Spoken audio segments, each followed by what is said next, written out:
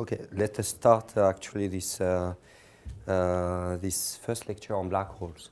The thing is that we are a bit short in time today because it seems that we have to stop at 10:25.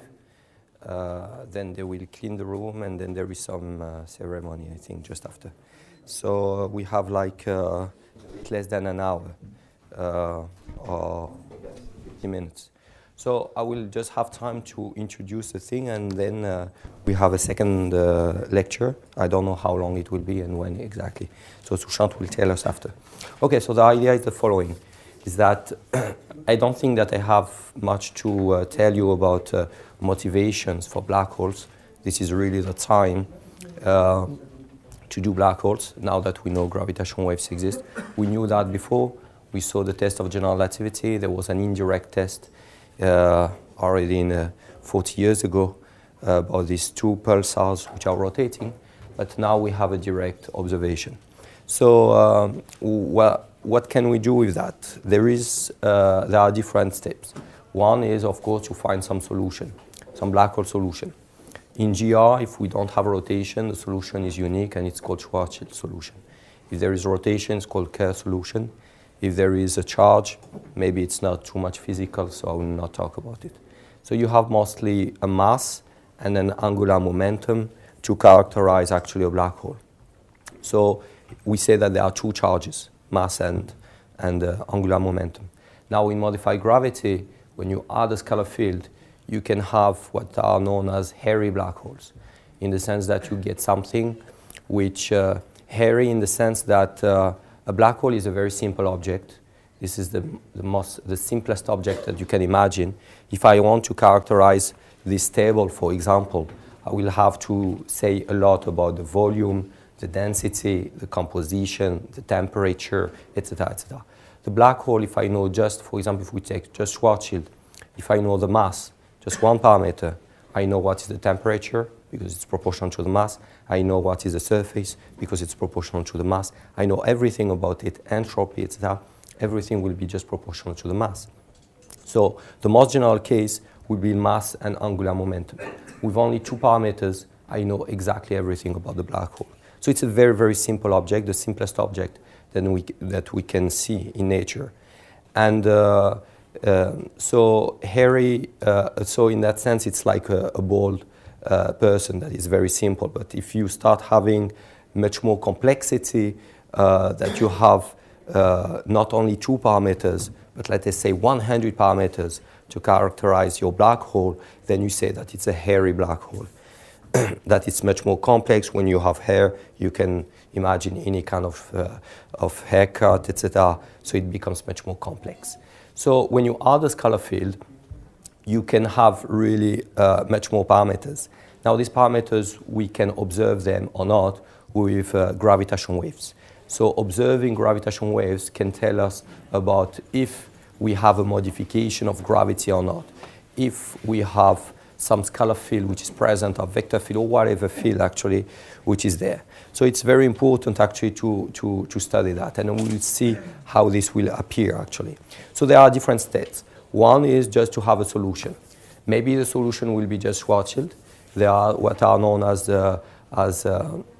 no-hair theorem. I will just say briefly about it, which says that even if you are looking into a modification of gravity, the solution will be always just Schwarzschild, the same solution than GR. You don't have anything actually more exotic than that. But there are some theories where actually you will have all the solutions, so all the structures of black holes. So when you have a black hole, then after that you start studying the perturbations. The perturbations are telling us two things. One is the stability. Is the black hole stable or not? This is what we are going to study. In GR, the Schwarzschild solution is stable. There have been many people who worked on that. There was Reggie, there was Wheeler, Wald, Chandrasekhar, etc. And all these people, they contributed to the stability of the black hole. So we know that Schwarzschild is stable. What does it mean? It means that if you take a star, for example, which is collapsing. It forms a black hole, and because the black hole is stable, this is the end state. There will be nothing else. It will not evolve to something else. So the end state of a collapse of a star will be the Schwarzschild solution, or the Kerr solution if you have a rotation. So if it is unstable, it means it's not the end state. It might go to that, but it's just a transition. It will get destabilized and move to something else. So this is why stability is important. The second thing is that studying the perturbations, you are studying actually gravitational waves. So, and principally some very specific frequencies, which are known as quasi-normal modes, that I will talk about. So let me start by very basic things. I mean basic in the sense of just the background solution. The first thing is that we have a solution which we want to be spherically symmetric. So it's invariant under rotations. So then we have again 3 Killing vectors which are associated to the rotations around the axis Z, X, and Y. So we have 3 rotations. You write that in your Killing equation and you will get the form of the metric. So you will have also to change a bit coordinates, and then you get that for the most spherically symmetric solution,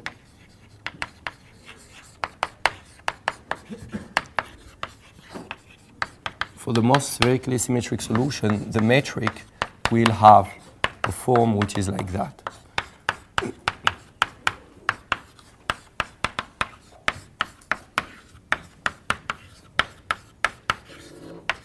D omega squared is just the angle part, actually.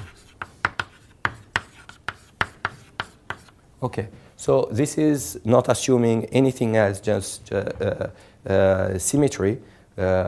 And also, I change a bit the coordinates in order to diagonalize that metric. So we get a metric which is like that, which is, of course, not static. It might depend on time. Now, when you work in a vacuum, in Einstein theory, the solution will be static always. It's called the Birkhoff theorem. But in other theories, it might not be static, even if you are working in the vacuum, actually. So then you solve the equation, the GI equation in the vacuum. This is what we do in the sense that it's not just a black hole solution. It's any solution outside a spherically symmetric object. So if you take the Earth, for example, so here we have matter, but everywhere outside here, this is vacuum. So the solution outside here, which is vacuum, is going to be here the solution which is called Schwarzschild solution, and it has a metric which is like that.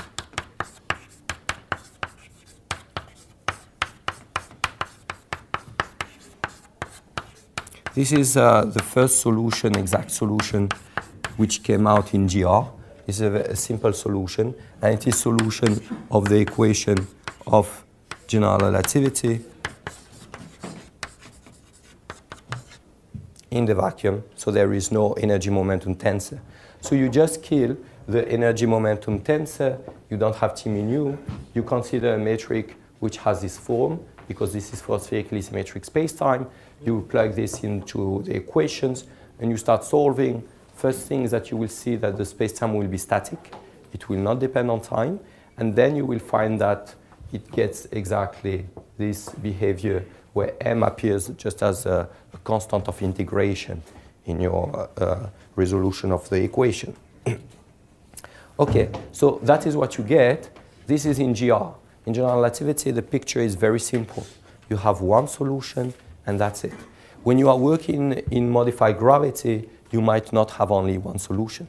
You might start having a zoo of many solutions. So it becomes more complicated in the sense that to say if you have collapse, that black hole will actually go to this solution, solution 1, solution 2, solution 3.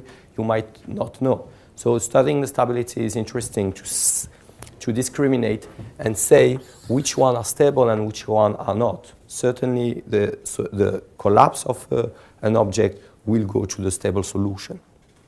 So let us continue a bit on the Schwarzschild solution. Or most exactly, let me just first add one comment on modified gravity. we saw yesterday that very often what you have is a scalar field. Imagine that I consider a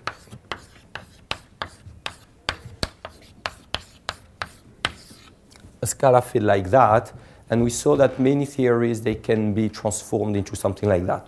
We saw f of r gravity. F of r gravity, we could do some transformations and write it like this. There are many theories which can be written like this. And actually, there is a theorem which says, which is Bekenstein. It has been done by Bekenstein. And it says the following, is that if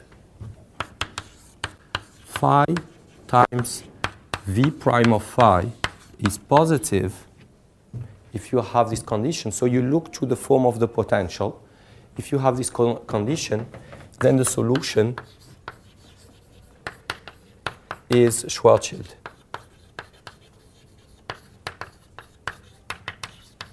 So actually there is no other solution. So then there is no point of trying to look for another solution.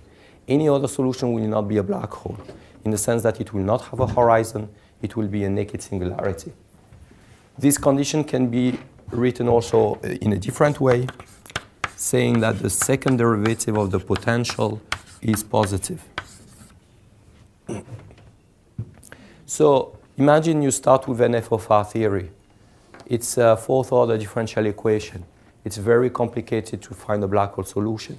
Make the transformation, get a scalar field, and get the potential, as we did for Starobinsky.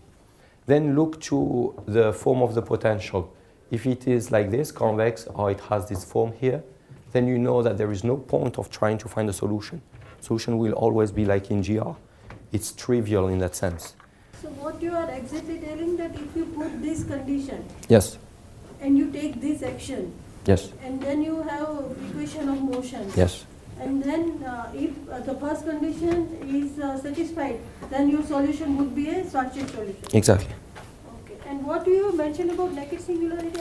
No, naked singularity is the following, is that if you take this solution here, there is a particular point or surface when r is equal to 2m, where this is 0. Yeah, that's right. So this is my singularity at r equal to 0. Yeah. Definitively we have a singularity. Then there is a particular surface here, which is r equal to 2m. Yeah, that is event horizon. Exactly. Yeah. So the point is, if the mass is negative, then this is positive, it's never 0. Yeah? There is no 0 of this. So if the mass is negative, there is no event horizon. So this is called a naked singularity because... Can take negative mass? Huh? We can take negative mass? No, that's the point, is that if you look to a star which is collapsing, you would expect that the mass will be always positive. Right now, I'm just talking at the mathematical level. Okay. I'm saying that if this parameter, let us not call it mass, Yeah. if this parameter is negative, then there is no horizon. Yeah. Then I can see the singularity. I can see it because there is nothing which forbids it. There is no horizon. That is called a naked singularity, that I can see it. Yeah. So this is what's happening here, that if I take a potential with this condition, I might find Schwarzschild and some naked singularities, which are not physical. We don't want to see a singularity. It looks a bit strange. So we want to have, every time that we have a singularity, it should be hidden behind actually a horizon. That's something that we demand for our theory to be physical. It might be a mathematical theory, but physically it will be a bit strange to see that there is a singularity in the universe and we can see it. So this is usually in physics we have two ways to behave with singularities. When we have a singularity, either we say maybe the theory is not correct, there is some problem there. For example, if we take the Coulomb potential for electromagnetism, the Coulomb potential goes like 1 over r. At r equal to 0, there is singularity. At the point of the electron, for example, there is singularity.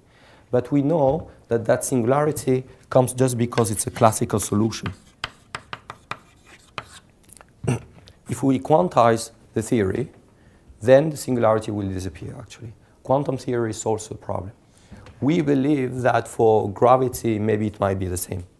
The solution here, where we have a singularity of the black hole, might be just a classical singularity. Maybe if we have a quantum theory, the singularity will disappear.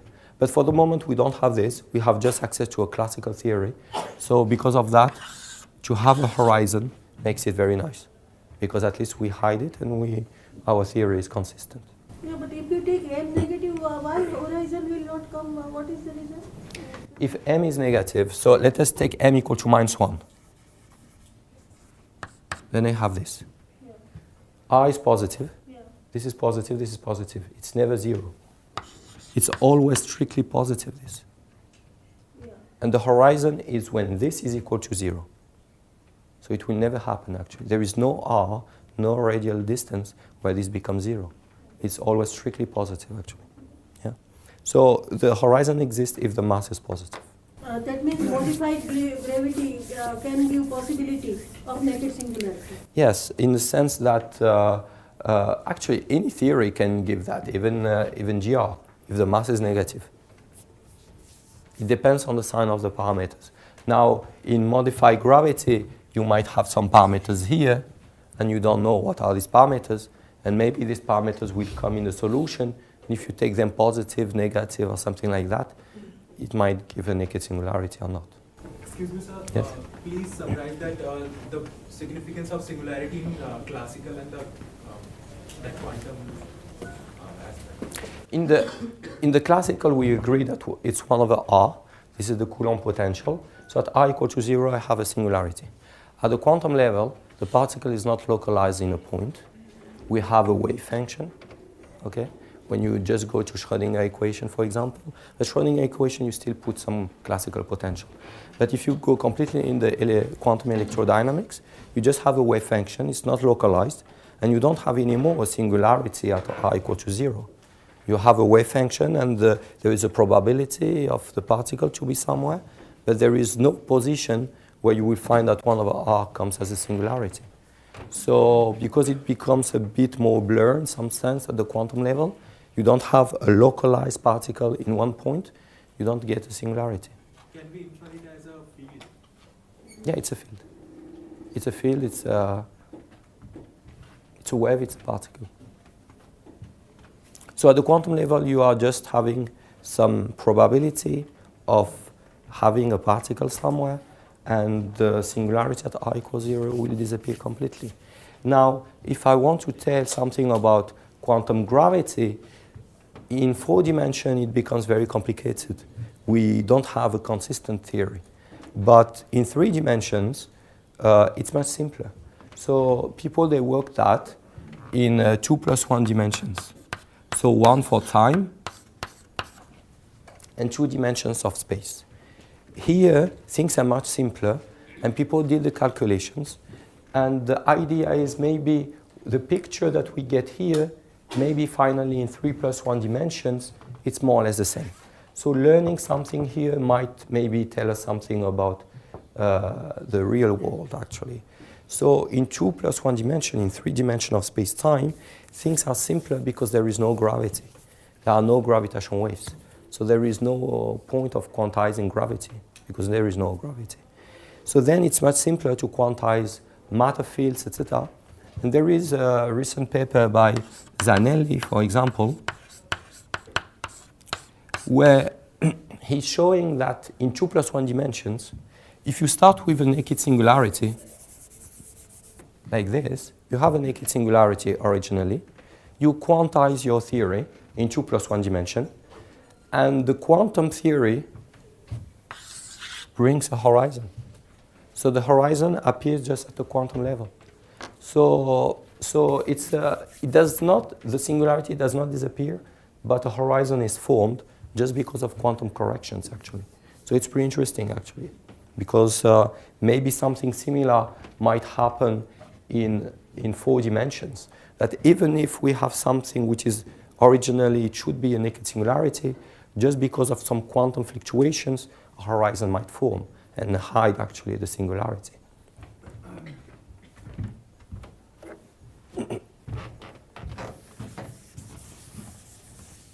Okay, so we have solutions, and so this one I put in the notes the reference of this, the theorems. There is a review actually. You can go back to the papers by Bekenstein in the 70s, but there are a couple of papers. Otherwise, there is a review where they explain all this and they give the reference in the notes actually. This is more like for FOFR theories. For Galileans that we saw yesterday, it's more like an action of this form.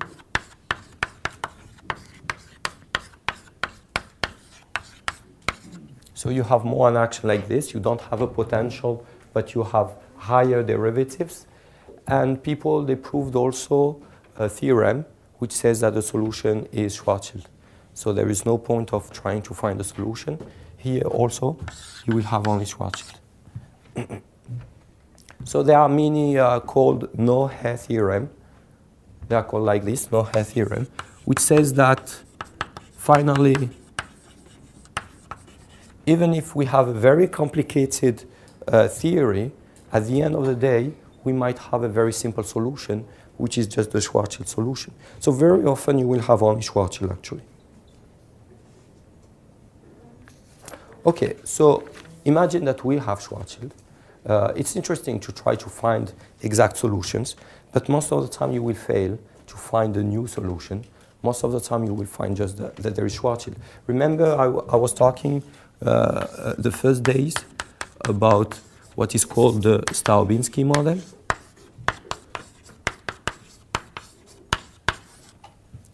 Which is an action of this form where you have general relativity plus a correction, which is quantum origin, this correction.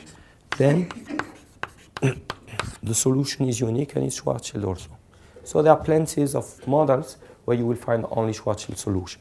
Okay, but there are some models, I might say something about it at the end, I don't know, where the solution is not Schwarzschild, and they are known in the literature since quite some time. Okay, so I don't know if you have questions about that, because I would like to go directly to perturbations.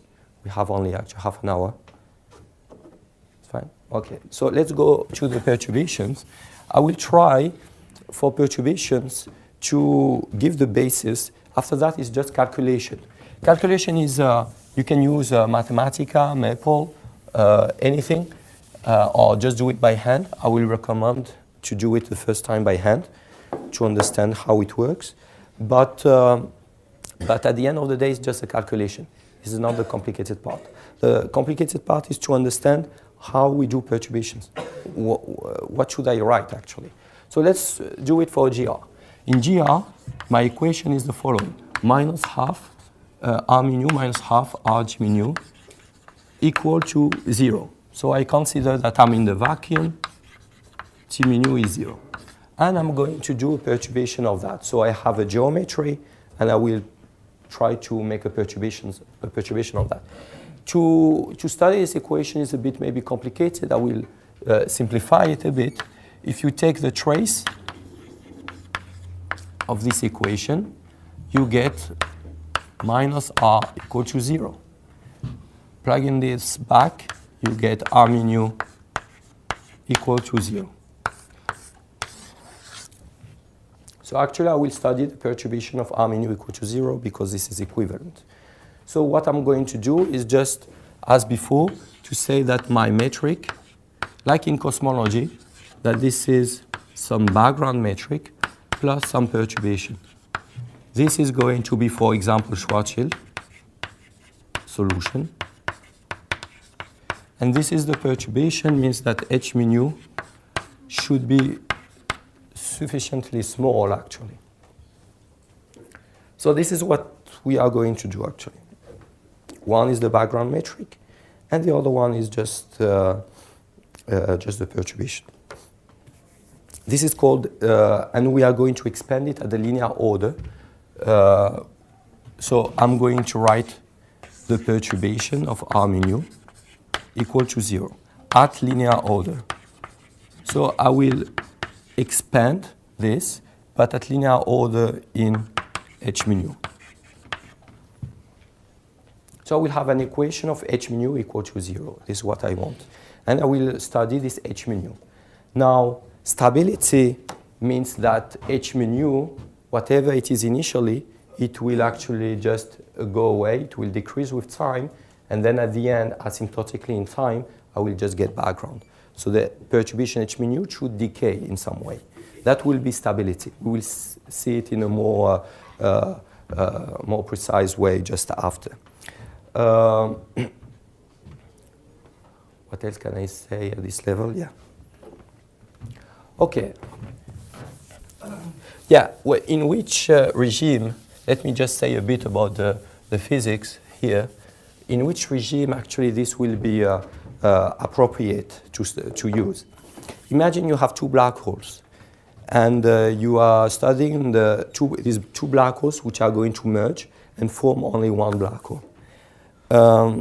At the beginning, the two black holes are deforming a lot of space-time, so clearly this deformation is very, very small. You cannot use it at all. There you do numerical relativity. Take a computer and you do full simulation. This is what these people, LIGO, Virgo, etc. are doing. They do full simulation. There are many groups in the world doing that. But imagine that you have these two black holes and they start merging actually. So at some point of time they merge with something which is like that, and it keeps rotating actually. And it will emit, there will be some emission of gravitational waves. So the black hole will start emitting more and more gravitational waves, and it will get a shape which is more spherical. So at the beginning it's a bit deformed. It will continue actually rotating, emitting some energy, and actually its form will go back to the standard form, which is spherical. Just like this, this will be the end state. But during all this process, at the beginning it's a bit deformed, it emits gravitational waves, and it starts converging to that. Just a bit before, it might be a bit not exactly spherical in some sense. Let's represent it, it's just a representation. It will be a bit like this in some sense. This, I can consider this part as linear perturbations. We are almost like this, but plus some small perturbation. So this is the regime that I can study. This regime, I cannot, because I'm really in the nonlinear regime. I have to do a full simulation and consider full nonlinearities. But if I want to study linearities, linear part is this part, and it's called the ring down. And why it is interesting is because when you receive, during all this process, you receive gravitational waves. But the point is that the gravitational waves that you receive here, they depend a lot on different initial conditions. Imagine you have two black holes which are merging. They have some impact factor. If they hit like this or more in a frontal way, etc., the signal will depend on that. The velocity that they have initially will actually affect the signature of the gravitational waves. So what you have here is some signal which depends a lot on the velocity of each black hole, on the impact factor of each black hole, etc. It depends on many, many parameters. So it's interesting for astrophysicists who wants to study what was the velocity of each object, etc. For us, not necessarily. What is going to happen for us, I mean, for people who are interested more in theoretical aspects, what is going to appear is that the black hole will lose more and more the information. All the information that you had on the impact factor, the velocity, all this you are going to lose it, because at the end there is just mass and angular momentum. The black hole should forget everything what happened before. Whatever you had at the beginning, at the end you have a curved black hole which is characterized only by mass and angular momentum. So during this process, you will lose all this information. When you are here and you emit some gravitational waves, these gravitational waves will depend principally on mass and angular momentum. And because of that, if you measure these gravitational waves, really at the end of the process, you will get some kind of a pure signal, a very actually clean signal, which depends only on the mass and angular momentum of your object. And these particular gravitation waves are known as quasi-normal modes. And I will say a bit more about it after. So if you measure things here, you can say, yeah, my black hole depends on mass and angular momentum, that's it. Maybe if we have a modified gravity theory, it might depend on some other parameters, alpha, beta, etc. And then you can say, oh, I have some black hole which is not the black hole of general relativity, so I can prove that there is a modification of gravity. But before, your structure is too complicated. It depends on so many parameters that you cannot have a clean signal, actually. So this is why this part is so important. During all process, you will lose information. And here, just the part before, which is called the ring down, you will just have a very, very clean signal, which depends on the very little parameters, which are mass, angular momentum, etc. So this is the range where you can study that. Linear perturbation is just this state here, and it's important because it gives rise to these quasi-normal modes, which is a quite clean signal. So okay, so how we deal with it now? We deal with it exactly like in cosmology we did. we have some perturbation. Let's suppose this is Schwarzschild. We have some perturbation, and I'm going to do the same decomposition in terms of scalar, vector, and tensor perturbations. So we do always this decomposition. But what does it mean, a scalar? What does it mean, a vector? What does it mean, a tensor? A scalar means that this is a quantity which doesn't change when I make a transformation. What transformation I'm going to consider here? Of course, because of the symmetry of my space-time, there are rotations. So a scalar is an object which doesn't change under rotation. Rotation in theta and phi. In the sense that this is what I'm doing. I'm doing actually a slicing of space-time. This is a surface with some angles theta and phi. And then this is another surface at another radius, etc. And in time. So I'm doing actually slicing of space-time like this in some sense. So when I'm talking about rotation, I'm talking about rotation just under the angle theta and the angle phi. I'm talking about two rotations only. It's not like in cosmology. In cosmology, I had three-dimensional space, and I was doing rotation around the axis x, y, and z. So I had three rotations. Here, because of the symmetry of the problem, I'm going just to consider the rotation under the angle theta and the angle phi like this. This is the two rotations I'm going to consider. So, because of that, it gives this situation for the metric. So if I consider h mu, we will have actually one quantity here.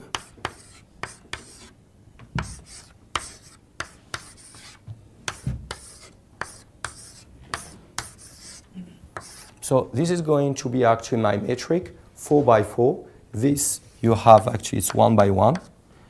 This is 1 by 2. And this is a 2 by 2 matrix. So with that, I have 4 by 4. If I do a rotation, just the angles theta and phi, this is going to be scalars. These are going to be vectors. And this is going to be a tensor, actually. What does it mean is that if I write the metric, remember the line element, sorry. I have this term G00 dt squared. I have this term, for example, G02 dt d theta. And I have a term like this, G theta theta, d theta, d theta. So if I make a rotation of the angle theta and phi, this term doesn't change. So because of that, this term will not change. It's a scalar. If I make a rotation here, there is only one theta which changes. It gets a global coefficient here. So this is going to transform as a vector. If I take this term here, this one will bring one coefficient. This one will bring an additional coefficient. I will get it twice. So it transforms as a two tensor, actually. So this is the decomposition that you do, and you do it with respect to rotations, the two rotations, theta and phi. So you can always decompose, according to that symmetry of rotation, your perturbation as scalar, scalar, scalar, scalar, vector, vector, vector, vector, and the tensor here. Okay?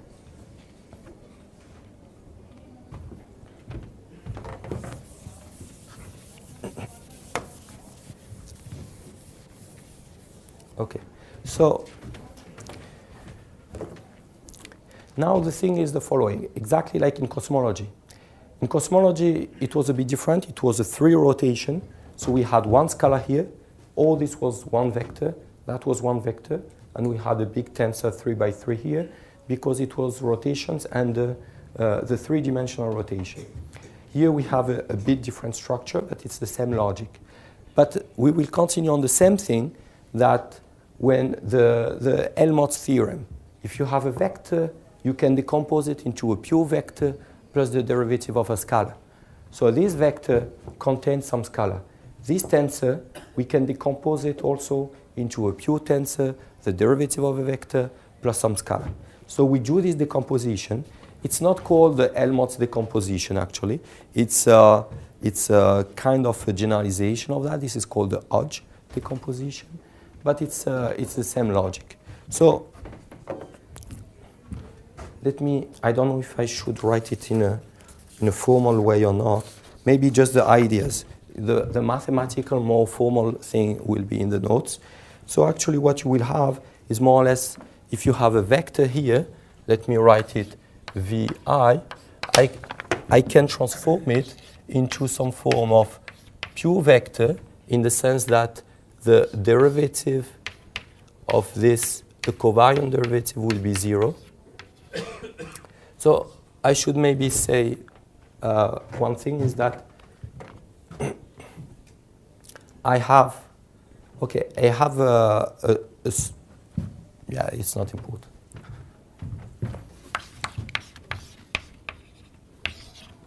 And the derivative of some scalar. This is the covariant derivative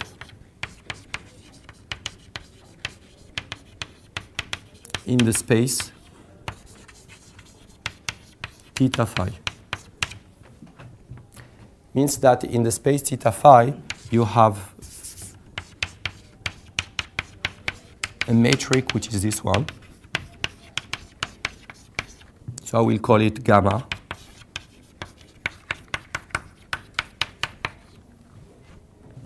So this is the metric in just that space, the space of here, this subspace here, actually, theta and phi. So this is the derivative with respect to that metric here, okay? So it means that dy, when you do something like this, it is the normal derivative plus gamma ij vj, but this gamma is defined with this actually metric. With the metric gamma, which is this metric here.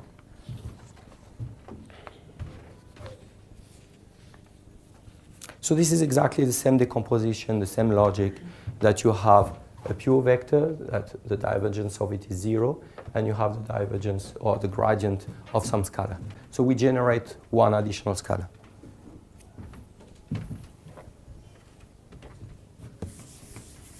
And we do the same thing for the tensor. Same logic than in what we did in cosmology. The good thing is that when you learn one thing for one case, you understand it for the other case. For this tensor here, let me call it, this tensor, I will call it tau ij. I can transform it into what? Into one pure tensor. Pure tensor means that, exactly like in cosmology, that it is traceless and the gradient of it is 0. Plus some derivative of some vector. But I have to symmetrize it So I will put it like that. Factor 2 is just to make it nicer. And then a scalar. There is one scalar which is just which is going to be just the trace of that tensor, and the other one which is going to be the derivative of it. So this is going to be my decomposition. My two tensors here can be decomposed into two scalars, two vectors with the same property. They are pure vectors.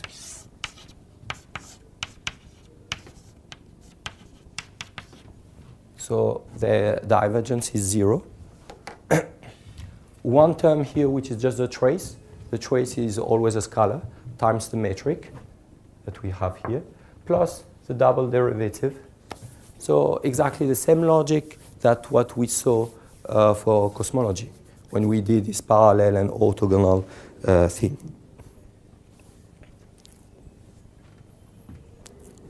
Questions so far? Sir, we are considering space-time as a dimension. Space and time, yeah, there are dimensions. So, like, is it like the time stops? No. When we say about time, relativity of time, you have always to compare it to another observer. We cannot say time is slowing down or accelerating. You have always to compare it to someone else. So for example, for an observer which is at infinity, for him, he will have the impression that someone who is at the horizon of a black hole, the time will stop in some sense. But it's just a comparison of two clocks, actually. But for that observer, time goes in the same way.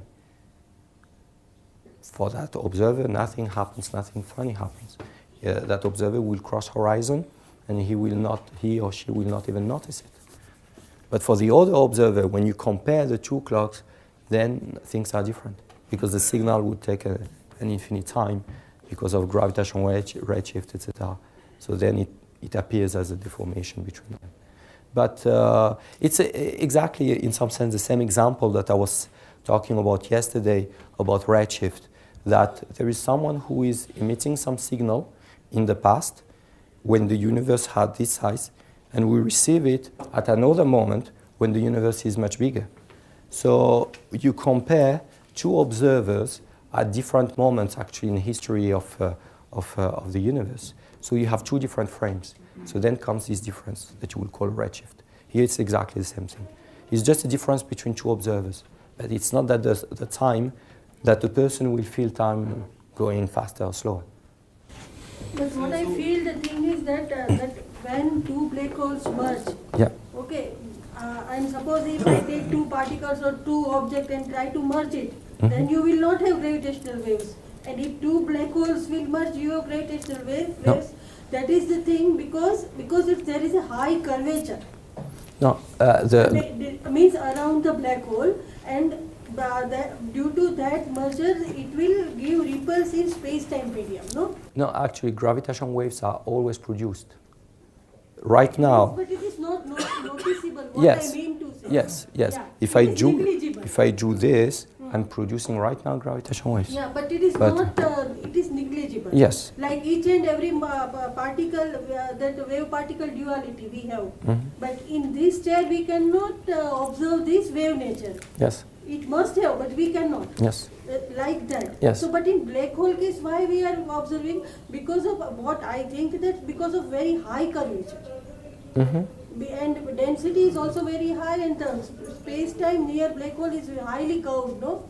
Not necessarily very highly curved, but for some black holes, yes. Yeah, for some black Because it depends on the size of the black hole. If we take a very, very, very massive black hole, which has a horizon which is very far, if we stay on the horizon, the gravitational field that we will feel there might be weaker than on Earth. It might be extremely weak gravity, because we are so far from the singularity that finally, like if there is no gravity there. So the idea that for black holes gravity is always extremely strong is for small black holes because we are close to the singularity. But for a very large black hole, and we are the horizon, gravity is very weak. If we want to have stronger gravity, we'll have to enter inside and then get closer to the singularity to be at smaller r. Otherwise, we are so far, finally gravity is pretty weak. Yeah. So, sir, Yes. is it actually happens when only two black holes merges, or like anywhere else? No, everywhere. Anywhere, everywhere. Every day we are producing gravitational waves.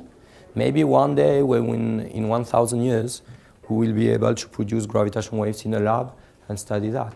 Just with something like this oscillating, producing something, or rotating, or whatever. And then we will put a detector and measure it. It's just that we don't have enough precision now, enough sensitivity in terms of detectors to measure that. So we go to very big objects which are producing huge things. But if you take, for example, just the sun, our sun is producing gravitational waves. But the point is that it's almost spherical. When you have a pure spherical object, it does not produce gravitational waves. But if it is a bit, it has a small deformation, so you produce some kind of gravitational dipole, then you produce actually gravitational waves. So binary systems, they are very nice because they have like a natural dipole. There are two objects, it's not a spherical symmetric object. So these are going to produce a bit more. But the sun is not perfectly spherical, so it produces gravitational waves, but it's so weak. My question is like, in that case, in the case of when two black holes merge, there are so many gravitational waves are going to collide. So like their deformation occurs. So my question is basically, if not in that case, in anywhere else, if the gravitational waves are everywhere, so if they are going to collide, so that deformation can occur anywhere. So in that case also, that's my question. The deformation happens everywhere, yes. If you mean deformation of space-time, everywhere. Everywhere. We are deforming space-time right now. It's just super weak. Yeah. That's the only thing, is that the deformation is proportional to the mass. In the simple case. Because photons, they also curve, but they don't have mass. But deformation is proportional to that, to the energy in some sense. And it's just that for us, it's extremely weak. So we don't see it. But you have it all the time. Yeah, again, if we go back to the solar system, and you take the sun and you take all the planets, the sun is curving space-time because of its mass. It's just that if you are too far, you don't feel it. So we are on Earth. We can use Newtonian gravity perfectly because we don't have to take care about curvature of space-time. If you take a planet which is very close to the sun, like Mercury, then you start using actually general relativity because it's so close that it starts feeling the curvature. And then we have this advance of perihelion of Mercury that we had to. But this advance of the perihelion happens for any planet. It's just that some of them it's weak, some of them it's strong, depending how close you are from this object, how massive the object it is, etc. But otherwise, it's always there. So actually, we are left only with 4 minutes, unfortunately. But so let me just conclude on that. So then we will continue later on. We have a decomposition into scalar vector tensors, and we know that a vector. Yes. Yeah, tell me. You have to complete or can I ask? No, go ahead. Tell me. Sir, a very naive question. Okay. Whenever their things collide, we have some kind of radiation of matter coming up. When two black holes collide, we get just only gravitational waves, nothing else. If there is no matter around, then yes, there is nothing else.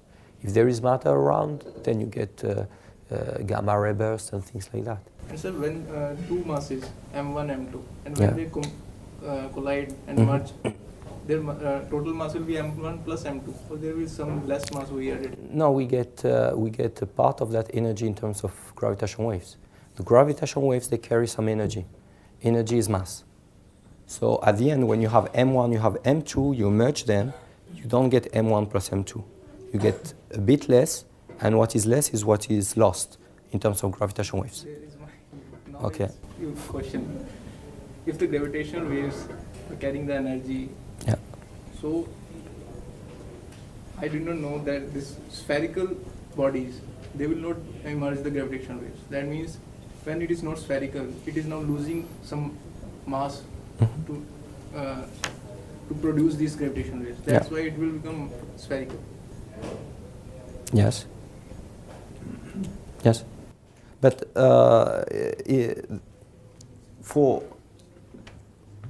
for this one, yes. So this is what I was summarizing here. In the last stage, you still have a deformed object, and the system is emitting gravitational waves, trying to recover its more stable shape, which is the Schwarzschild or Kerr solution if you have a rotation. So that's the idea. But actually, when I'm saying that that it doesn't emit gravitational waves, I'm mostly talking about Schwarzschild solution, which is the pure spherical case. And the binary system here, which was observed with gravitational waves, that system is losing energy by gravitational waves, which are emitted, and because they lose energy, their orbits actually they come closer, they fall towards each other, so they become closer, so the periodicity is changing over time. So if you observe this object, you will see that the periodicity decreases, and this is, yes, and this is just because of the emission of gravitational waves. This was the first, okay. So when it is deformed, yeah. The body is deformed, it is like dipole, and when it is becomes spherical after some time, after emitting gravitational waves, so the mass will be different for it. It has loose mass. Yes. It will lose mass. Yes. Yes. And that mass is not lost, it's just the gravitational waves. Yes, yes. So how many scalars and vectors are we having this thing? Yeah. The same in the... We should have 10 at the end, 10 components. So we have 3 scalars here, we have 1 scalar, so 5, and 2 here, so 7 scalars. We are going to have 3 vectors, yes. We are going to have 3 vectors and no tensors. So we continue that actually after.